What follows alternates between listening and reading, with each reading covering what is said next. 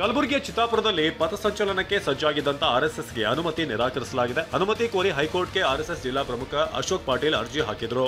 ವಿಚಾರಣೆ ನಡೆಸಿದ high court RSS ಪಥಸಂಚಲನಕ್ಕೆ ಬೇರೆ ದಿನಾಂಕ ಸೂಚಿಸಿದೆ. ಹೈಕೋರ್ಟ್ನಲ್ಲಿ ಆರ್ಎಸ್ಎಸ್ ವರ್ಸಸ್ ಸರ್ಕಾರದ ಪರ ವಕೀಲರು ವಾದ ಮಂಡಿಸಿದ್ರು. ಆರ್ಎಸ್ಎಸ್ ಜೊತೆಗೆ ಭೀಮ್ ಆರ್ಮಿ, ದಲಿತ್ ಪ್ಯಾಂಥರ್ಸ್ ಅನುಮತಿ ಕೋರಿವೆ. ಕಾನೂನು ಸುವ್ಯವಸ್ಥೆ ಗಮನದಲ್ಲಿಟ್ಟುಕೊಂಡು ಅನುಮತಿ ನೀಡಿಲ್ಲ ಅಂತ ಸರ್ಕಾರ ಹೇಳಿದೆ. ಇದಕ್ಕೆ ಆರ್ಎಸ್ಎಸ್ ಭೀಮ್ ಆರ್ಮಿಗೆ ಪ್ರತ್ಯೇಕ ಸಮಯ ನೀಡಿ ಎಂದ ಹೈಕೋರ್ಟ್ ನವೆಂಬರ್ 2ರಂದು ಪಥಸಂಚಲನ ನಡೆಸಲು ಆರ್ಎಸ್ಎಸ್ಗೆ ಸೂಚಿಸಿದೆ.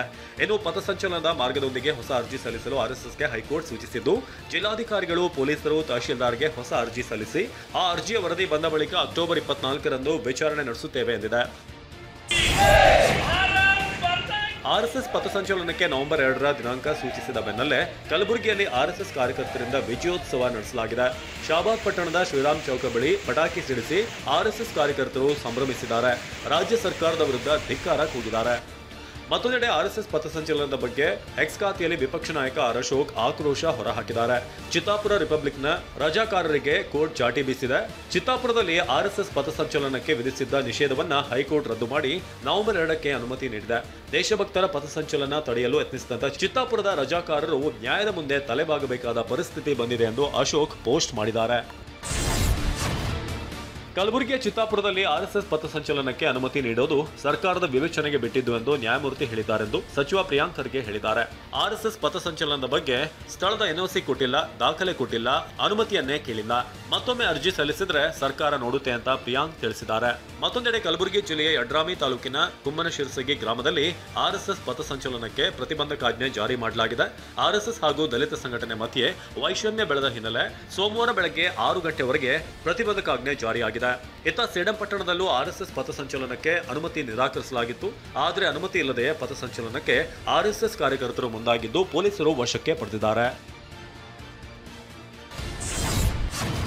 ಚಿತ್ತಾಪುರದಲ್ಲಿ ಆರ್ಎಸ್ಎಸ್ ಪಥಸಂಚಲನಕ್ಕೆ ಅನುಮತಿ ನೀಡಿದ ಬಗ್ಗೆ ಹುಬ್ಬಳ್ಳಿಯಲ್ಲಿ ಕೇಂದ್ರ ಸಚಿವ ಪ್ರಹ್ಲಾದ್ ಜೋಶಿ ಪ್ರತಿಕ್ರಿಯಿಸಿದ್ದಾರೆ. ರಾಜ್ಯ ಸರ್ಕಾರ ತಮ್ಮ ವೈಫಲ್ಯ ಚರ್ಚಿಸಬಾರದು ಅಂತ ಆರ್ಎಸ್ಎಸ್ ವಿಚಾರವನ್ನ ತೆಗೆದಿದೆ. ಸಚಿವ ಪ್ರಿಯಾಂಕ್ ಖರ್ಗೆ ಅಸಹಿಷ್ಣುತೆ ಒಳ್ಳೆಯದಲ್ಲ, ತಂದೆ ಮಲ್ಲಿಕಾರ್ಜುನ ಖರ್ಗೆ ನೋಡಿ ಕಲಿಬೇಕು ಅಂತ ವಾಗ್ದಾಳಿ ನಡೆಸಿದ್ದಾರೆ.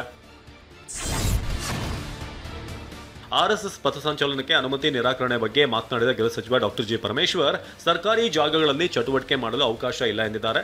ಇನ್ನು ನಿಬಂಧನೆಗಳನ್ನು ಪೂರೈಸಿದ್ರೆ ಅನುಮತಿ ಕೊಡ್ತೇವೆ. ಆದರೆ ಆರ್ಎಸ್ಎಸ್ ವಿಚಾರಗಳು ಪ್ರಜಾಪ್ರಭುತ್ವ ವ್ಯವಸ್ಥೆಗೆ ಹೊಂದಾಣಿಕೆ ಆಗಲ್ಲ.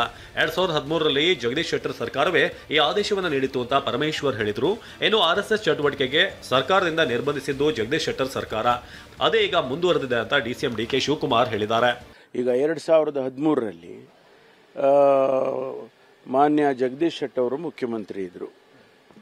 ಈಗ ಅವ್ರು ಯಾಕೆ ಆದೇಶ ಮಾಡಿದ್ರು? ಅವ್ರಿಗೂ ಕೂಡ ಅವ್ರು ಹೇಳೋದು ಅವ್ರದೇ ಅಂಗಸಂಸ್ಥೆ RSS ಅಂತೇಳಿ, ಭಾರತೀಯ ಜನತಾ ಪಾರ್ಟಿದು. ಹಂಗಿರುವಾಗ ಅವ್ರು ಯಾಕೆ ಆದೇಶ ಮಾಡಿದ್ರು? ಹಿಂದೆ ಏನು ಜಗದೀಶ್ ಶೆಟ್ಟರ್ ಕಾಲದಲ್ಲಿ ಬಿಜೆಪಿ ಅವ್ರ ಸರ್ಕಾರದಲ್ಲೇ ಕೆಲವು ಆದೇಶ ಮಾಡಿದ್ರು. ಆದೇಶನ ಇಂಪ್ಲಿಮೆಂಟ್ ಮಾಡಿ ಅಂತ ಅದನ್ನ ಡಿಫೈನ್ ಮಾಡಿ ಏನು ನಾವೇನು ಬದಲಾವಣೆ ಮಾಡಿಲ್ಲ. ಬಿಜೆಪಿ ಗೌರ್ಮೆಂಟ್ ಅಲ್ಲಿ ಏನು ಮಾಡಿದ್ರು ಆದೇಶ, ಅದೇ ಆದೇಶನ ಮುಂದುವರಿತದೆ. ಬೆಂಗಳೂರಿನ ರಸ್ತೆ ಗುಂಡಿಗಳ ಕುರಿತು ಉದ್ಯಮಿಗಳು ಮತ್ತು ಸರ್ಕಾರದ ನಡುವಿನ ಟ್ವೀಟ್ ವಾರ್ ಬಗ್ಗೆ ಡಿಕೆ ಶಿವಕುಮಾರ್ ಪ್ರಸ್ತಾಪಿಸಿದ್ದಾರೆ. ಉದ್ಯಮಿ ಕಿರಣ್ ಮಜುಂದಾರ್ ಶಾ ಸೇರಿದ ಹಾಗೆ ಇತರೆ ಉದ್ಯಮಿಗಳಿಗೆ ಪರೋಕ್ಷವಾಗಿ ಟಾಂಗ್ ಕೊಟ್ಟ ಡಿಸಿಎಂ, ಅನೇಕರು ಬೆಂಗಳೂರಿಗೆ ಬರ್ತಾರೆ, ಬರುವಾಗ ನಮ್ಮ ಸಹಾಯ ಪಡ್ಕೊಂಡೇ ಮೇಲೆ ಬರ್ತಾರೆ, ಈಗ ಬಂದ ದಾರಿ ಮರೆತಿದ್ದಾರೆ ಅಂತ ಹೇಳಿದ್ದಾರೆ. ದೊಡ್ಡದಾಗಿ ಬೆಳೆದಾಗ ಕೆಲವರು ನಾವು ಯಾವ ಸ್ಟೇಜ್ ಅಲ್ಲಿ ಇದ್ದೀವಿ, ಈಗ ಯಾವ ಸ್ಟೇಜ್ ಅಲ್ಲಿ ಆಗಿದ್ದೀವಿ ಅನ್ನೋದು ಮರ್ತು ಬಿಟ್ಟಿದ್ದಾರೆ. ನಾನು ಅದು ಕೇಳಿದೆ, if you forget the root you will not get the fruit ಅಂತ. ಏನು ಕಿರಣ್ ಮೋಹನ್ ದಾಸ್ ಪೈಗೆ ವೈಯಕ್ತಿಕ ಅಜೆಂಡಾ ಇದೆ ಎಂದಿದ್ದ ಡಿಸಿಎಂ ಹೇಳಿಕೆಗೆ ಕಿರಣ್ ಮಜುಂದಾರ್ ತಿರುಗೇಟು ಕೊಟ್ಟಿದ್ದಾರೆ. ಬೆಂಗಳೂರಿನ ಮೂಲ ಸೌಕರ್ಯಗಳ ವಿಚಾರದಲ್ಲಿ ಹಿಂದಿನ ಬಿಜೆಪಿ ಮತ್ತು ಜೆಡಿಎಸ್ ಸರ್ಕಾರಗಳನ್ನು ಟೀಕಿಸಿದ್ದೇವೆ. ನಮ್ಮ ಅಜೆಂಡಾ ಸ್ಪಷ್ಟವಾಗಿದೆ, ರಸ್ತೆಗಳನ್ನು ಸ್ವಚ್ಛಗೊಳಿಸುವುದು ಮತ್ತು ಪುನಃಸ್ಥಾಪಿಸುವುದು ಅಂತ ಮಜುಂದಾರ್ ಪೋಸ್ಟ್ ಮಾಡಿದ್ದಾರೆ. ಕೇಂದ್ರ ಸಚಿವ ಎಚ್.ಡಿ. ಕುಮಾರಸ್ವಾಮಿ ಹಾಸನಾಂಬ ದೇವಸ್ಥಾನಕ್ಕೆ ಭೇಟಿ ನೀಡಿದ್ದ ವೇಳೆ ಜಿಲ್ಲಾಡಳಿತ ಶಿಷ್ಟಾಚಾರ ಪಾಲಿಸಿಲ್ಲ. ಈ ಮೂಲಕ ಎಚ್ಡಿಕೆಗೆ ಅವಮಾನ ಮಾಡಲಾಗಿದೆ ಅಂತ ಜೆಡಿಎಸ್ ಕಾರ್ಯಕರ್ತರು ಹಾಸನಾಂಬ ದೇವಾಲಯದ ಮುಖ್ಯ ದ್ವಾರದ ಬಳಿ ಪ್ರತಿಭಟನೆ ನಡೆಸಿದರು. ಶಾಸಕ ಸ್ವರೂಪ್ ಪ್ರಕಾಶ್ ನೇತೃತ್ವದಲ್ಲಿ ನಡೆದ ಪ್ರತಿಭಟನೆ ವೇಳೆ ಕಾರ್ಯಕರ್ತರು ಹಾಸನ ಜಿಲ್ಲಾಡಳಿತದ ವಿರುದ್ಧ ಘೋಷಣೆ ಕೂಗಿದ್ರು. ಡಿಸಿ ಲತಕುಮಾರಿ ಅವರು ಬಹಿರಂಗವಾಗಿ ಕ್ಷಮೆ ಕೇಳಬೇಕು ಅಂತ ಒತ್ತಾಯಿಸಿದ್ರು. ಬ್ಯಾರಿಕೇಡ್ಗಳನ್ನು ತಳ್ಳಿ ದೇವಾಲಯದ ಒಳಗೆ ನುಗ್ಗಲು ಯತ್ನಿಸಿದ್ರು. ಪ್ರತಿಭಟನಾಕಾರರನ್ನ ನಿಯಂತ್ರಿಸಲು ಪೊಲೀಸರು ಹರಸಾಹಸ ಪಡಬೇಕಾಯಿತು. ಮಳೆ ಬಂದರೂ ಕದಲದ ಜೆಡಿಎಸ್ ಕಾರ್ಯಕರ್ತರು ಡಿಸಿ ಸ್ಥಳಕ್ಕೆ ಬರಲೇಬೇಕು ಅಂತ ಪಟ್ಟು ಹಿಡಿದ್ರು.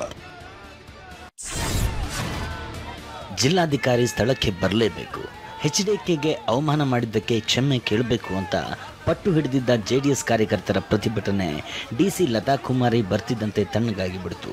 ಪ್ರತಿಭಟನಾ ಸ್ಥಳಕ್ಕೆ ಬಂದ ಜಿಲ್ಲಾಧಿಕಾರಿ ಲತಾ ಕುಮಾರಿ ಪ್ರತಿಭಟನಾಕಾರರ ಜೊತೆ ಕೆಲಕಾಲ ಚರ್ಚೆ ನಡೆಸಿದರು. ಈ ವೇಳೆ ಶಾಸಕ ಎ ಮಂಜು ಎಚ್ಡಿಕೆಗೆ ಫೋನ್ ಮಾಡಿ ಡಿಸಿ ಕೈಗೆ ಕೊಟ್ಟರು. ಬಳಿಕ ಕುಮಾರಸ್ವಾಮಿ ಕೂಡ ನಮ್ಮ ಶಿಷ್ಟಾಚಾರ ವಾಹನದಲ್ಲಿ ಬಂದರು. ಭಕ್ತರಿಗೆ ಅನುಕೂಲ ಆಗಲು ಎಚ್ಡಿ ಕುಮಾರಸ್ವಾಮಿ ಸ್ಪಂದಿಸಿದ್ದಾರೆ. ಎಚ್ಡಿಕೆಗೆ ದೇವಾಲಯದಲ್ಲಿ ಹಾರ ಹಾಕಿ ಗೌರವಿಸಲಾಯಿತು ಅಂತ ಸ್ಪಷ್ಟನೆ ನೀಡಿದರು. ಕೊನೆಗೆ ಶಾಸಕರಿಗೆ ಹಾಸನಾಂಬ ಪ್ರಸಾದ ನೀಡಿದರು. ಅಷ್ಟೊತ್ತಿಗಾಗಲೇ ಪ್ರತಿಭಟನೆ ತಣ್ಣಗಾಗಿತ್ತು. ಪ್ರಸಾದ ಸೇವಿಸಿದ ಜೆಡಿಎಸ್ ಕಾರ್ಯಕರ್ತರು ಸ್ಥಳದಿಂದ ನಿರ್ಗಮಿಸಿದರು. ಇತ್ತ ನಾನು ಪ್ರೋಟೋಕಾಲ್ಗೆ ಹೆಚ್ಚಿನ ಆದ್ಯತೆ ಕೊಡೋದಿಲ್ಲ, ನನಗೆ ದೇವಿ ದರ್ಶನ ಮುಖ್ಯ, ದರ್ಶನ ಆಗಿದೆ ಅಂತ ಎಚ್ಡಿಕೆ ಸಹ ಸ್ಪಷ್ಟನೆ ನೀಡಿದ್ದಾರೆ. 10ನೇ ದಿನವೂ ಲಕ್ಷಾಂತರ ಭಕ್ತರು ಹಾಸನಾಂಬೆ ದರ್ಶನ ಪಡೆದಿದ್ದಾರೆ. ಈವರೆಗೆ 19 ಲಕ್ಷ ಭಕ್ತರು ದರ್ಶನ ಪಡೆದಿದ್ದಾರೆ ಅಂತ ಹಾಸನ ಜಿಲ್ಲಾ ಉಸ್ತುವಾರಿ ಸಚಿವ ಮಾಹಿತಿ ನೀಡಿದ್ದಾರೆ. ಇನ್ನು ನಟ ಶಿವರಾಜ್ ಕುಮಾರ್ ಪತ್ನಿ ಗೀತಾ ಮತ್ತು ಪುತ್ರಿ ಹಾಸನಾಂಬೆ ದರ್ಶನ ಪಡೆದುಕೊಂಡರು.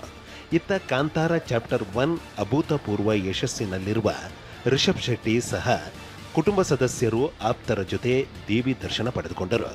ದೇವಿ ದರ್ಶನ ಪಡೆದು ಹೊರಡುತ್ತಿದ್ದ ಶಿವಣ್ಣನನ್ನ ರಿಷಬ್ ಮಾತನಾಡಿಸಿದ್ರು. ಚಿಕ್ಕಮಗಳೂರಿನಲ್ಲಿ ವರ್ಷಕ್ಕೊಮ್ಮೆ ದರ್ಶನ ನೀಡುವ ದೇವಿರಮ್ಮನ ದರ್ಶನಕ್ಕೆ ಸಾವಿರಾರು ಸಂಖ್ಯೆಯಲ್ಲಿ ಭಕ್ತರು ಹರಿದು ಬಂದಿದ್ದರು. ಮಲ್ಲೇನಹಳ್ಳಿ ಸಮೀಪದ 6,000 ಅಡಿ ಎತ್ತರದಲ್ಲಿರುವ ಬೆಟ್ಟದ ಮೇಲೆ ವಿರಾಜಮಾನಲಾಗಿರುವ ದೇವಿರಮ್ಮ ದರ್ಶನಕ್ಕೆ ಈ ವರ್ಷ 2 ದಿನ ಅವಕಾಶ ಮಾಡಿಕೊಡಲಾಗಿದೆ. ಭಾನುವಾರ ರಾಜ್ಯದ ಮೂಲೆ ಮೂಲೆಯಿಂದ 50,000ಕ್ಕೂ ಹೆಚ್ಚು ಭಕ್ತರು ಬೆಂಡಿಗ ದೇವಿರಮ್ಮನ ಬೆಟ್ಟ ಹತ್ತಿ ದೇವಿಯ ದರ್ಶನ ಪಡೆದಿದ್ದಾರೆ.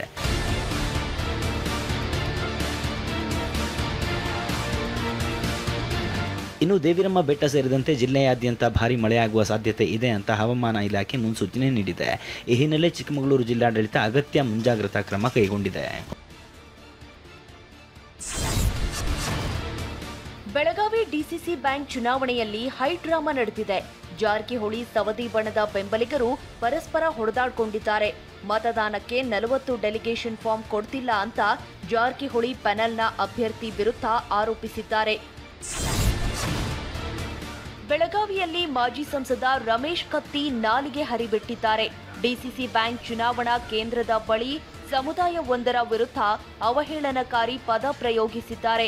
ರಮೇಶ್ ಕತ್ತಿ ಅವಹೇಳನಕಾರಿ ಹೇಳಿಕೆಯ ವಿಡಿಯೋ ವೈರಲ್ ಆಗಿದೆ. ದೀಪಾವಳಿ ಹಬ್ಬ ಹಿನ್ನೆಲೆ ಅಕ್ಟೋಬರ್ 23ರವರೆಗೆ ಸಾಮಾಜಿಕ, ಶೈಕ್ಷಣಿಕ ಮತ್ತು ಆರ್ಥಿಕ ಸಮೀಕ್ಷೆಗೆ ಬ್ರೇಕ್ ನೀಡಲಾಗಿದೆ. ಇನ್ನು ಅಕ್ಟೋಬರ್ 23ರಿಂದ 31ರವರೆಗೆ ಸರ್ವೆ ಅವಧಿ ವಿಸ್ತರಣೆ ಮಾಡಲಾಗಿದೆ. ಈ ಸಮಯದಲ್ಲಿ ಶಿಕ್ಷಕರ ಬದಲಿಗೆ ಬೇರೆ ಸರ್ಕಾರಿ ಸಿಬ್ಬಂದಿ ಸರ್ವೆ ಕಾರ್ಯ ನಡೆಸಲಿದ್ದಾರೆ. ಗೃಹಲಕ್ಷ್ಮಿ ಯೋಜನೆಯ ಹೆಸರಿನಲ್ಲಿಯೇ ಸಹಕಾರ ಸಂಘ ಸ್ಥಾಪನೆಗೆ ರಾಜ್ಯ ಸರ್ಕಾರ ಮುಂದಾಗಿದೆ. ಗೃಹಲಕ್ಷ್ಮಿ ಯೋಜನೆಯ ಫಲಾನುಭವಿ ಮಹಿಳೆಯರಿಗೆ ಆರ್ಥಿಕ ಸಬಲೀಕರಣ ಹಾಗೂ ಸಾಲ ಸೌಲಭ್ಯಗಳನ್ನು ನೀಡುವ ಉದ್ದೇಶದಿಂದ ಸಂಘಗಳ ಸ್ಥಾಪನೆಗೆ ಸರ್ಕಾರ ನಿರ್ಧರಿಸಿದೆ. ಇದು ಪ್ರಾಯೋಗಿಕವಾಗಿ ಕೆಲವು ಜಿಲ್ಲೆಗಳಲ್ಲಿ ಪ್ರಾರಂಭಗೊಂಡು ನಂತರ ರಾಜ್ಯಾದ್ಯಂತ ವಿಸ್ತರಿಸಲಾಗುವುದು ಅಂತ ಮೂಲಗಳು ತಿಳಿಸಿವೆ. ರಾಮಭೂಮಿ ಅಯೋಧ್ಯೆ ವೈಭವದ ದೀಪೋತ್ಸವಕ್ಕೆ ಮದುವಣಗಿತ್ತಿಯಂತೆ ಸಿಂಗಾರಗೊಂಡಿದೆ. 9ನೇ ವರ್ಷದ ದೀಪೋತ್ಸವದಲ್ಲಿ 26 ಲಕ್ಷಕ್ಕೂ ಅಧಿಕ ದೀಪಗಳನ್ನು ಬೆಳಗಿ ರಾಮನಗರಿ ಗಿನ್ನಿಸ್ ದಾಖಲೆ ಬರೆದಿದೆ. ಸರಯೂ ನದಿ ತೀರದ ರಾಮ್ಕಿ ಪೈಡಿ ಸೇರಿ 56 ಘಾಟ್ಗಳಲ್ಲಿ ದೀಪೋತ್ಸವ ನಡೆದಿದೆ. ಕರೂರು ಕಾಲ್ತುಳಿತ ದುರಂತದಲ್ಲಿ ಮೃತಪಟ್ಟವರ ಕುಟುಂಬಕ್ಕೆ ಟಿವಿಕೆ ಪಕ್ಷದ ಮುಖ್ಯಸ್ಥ ನಟ ವಿಜಯ್ 20 ಲಕ್ಷ ಪರಿಹಾರ ನೀಡಿದ್ದಾರೆ. ಸಂತ್ರಸ್ತ ಕುಟುಂಬಗಳ ಬ್ಯಾಂಕ್ ಖಾತೆಗೆ ವಿಜಯ್ ಹಣ ವರ್ಗಾವಣೆ ಮಾಡಿದ್ದಾರೆ. ಕಾಲ್ತುಳಿತ ದುರಂತ ಹಿನ್ನೆಲೆ ಟಿವಿಕೆ ಪಕ್ಷವು ತನ್ನ ಕಾರ್ಯಕರ್ತರಿಗೆ ದೀಪಾವಳಿ ಆಚರಿಸದಂತೆ ಮನವಿ ಮಾಡಿದೆ. ದೇವಸ್ಥಾನದಿಂದ 1,64 ಲಕ್ಷ ಮೌಲ್ಯದ ಬೆಳ್ಳಿಯ ಸಾಮಗ್ರಿ ಕದ್ದ ಅರ್ಚಕ ಸೇರಿ 5ರನ್ನ ಅಹಮದಾಬಾದ್ ಪೊಲೀಸರು ಬಂಧಿಸಿದ್ದಾರೆ. ಪಲಾಡಿಯ ಶ್ರೀ ಲಕ್ಷ್ಮೀವರ್ಧನ ಜೈನ ಸಂಘ ಹಾಗೂ ಜೈನ್ ದೇರಾಸರ್ ದೇವಾಲಯಕ್ಕೆ ಕನ್ನ ಹಾಕಿದ್ದ ಕದೀಮರು ದೇವರ ಆಭರಣ ಹಾಗೂ ನೈವೇದ್ಯಕ್ಕೆ ಬಳಸುವ ಸಾಮಗ್ರಿ ಕಳ್ಳತನಗೈದಿದ್ರು. ದೇಗುಲದ ಅರ್ಚಕ ಮೆಹುಲ್ ರಾಥೋಡ್, ಸಿಬ್ಬಂದಿ ಹೆತ್ತಲ್ಬೆನ್, ಆಕೆಯ ಪತಿ ಕಿರಣ್ ಬಾಯ್, ಬೆಳ್ಳಿ ವ್ಯಾಪಾರಿಗಳಾದ ಸಂಜಯ್, ರೌನಕ್ ಬಂಧಿತರು. ಆಸ್ಟ್ರೇಲಿಯಾ ವಿರುದ್ಧದ 3 ಪಂದ್ಯಗಳ ಓಡಿಐ ಟೂರ್ನಿಯಲ್ಲಿ ಭಾರತ ತಂಡ ಮೊದಲ ಪಂದ್ಯ ಸೋತಿದೆ. ಆಸ್ಟ್ರೇಲಿಯಾದ ಪರ್ತ್ನಲ್ಲಿ ನಡೆದ ಪಂದ್ಯದಲ್ಲಿ ಆಸ್ಟ್ರೇಲಿಯಾ 7 ವಿಕೆಟ್ಗಳ ಜಯ ದಾಖಲಿಸಿದೆ.